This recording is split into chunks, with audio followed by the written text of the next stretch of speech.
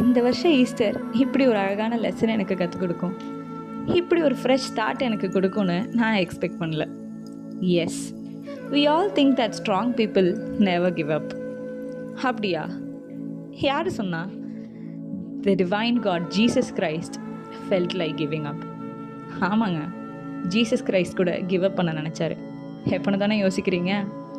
அவர் அவ்வளோ சஃபரிங்ஸ் நம்ம அனுபவிக்க போகிறோம், ஆனால் தேர்ட் டே நம்ம உயிர் தெழுந்துருவோன்னு அவருக்கு ஆல்ரெடி தெரியும்.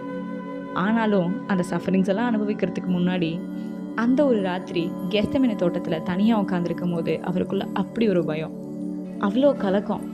அப்போ அவர் கடவுளை பார்த்து வேண்டுறாரு, அப்பா தந்தையே, முடிஞ்சா இந்த துன்ப கிண்ணம் என்னை விட்டு அகலட்டும், இந்த துன்பங்கள்லாம் எனக்கு இல்லாமல் போகட்டும்னு சொல்கிறாரு.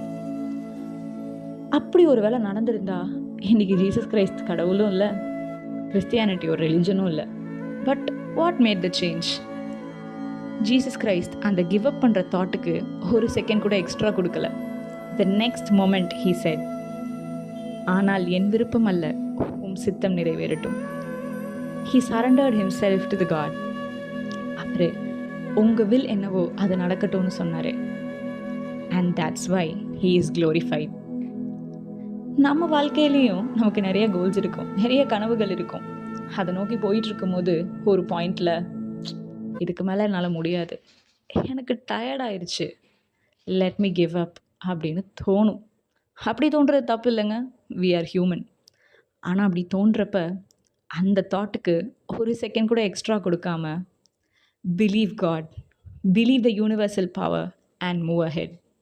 That is where the change lies. That is where the success lies. Jesus Christ 3 நாளில் உயிர் தெழுந்தார். நம்ம ஒரு 30 வருஷத்துலையாவது ஜெயிச்சிட மாட்டோமா?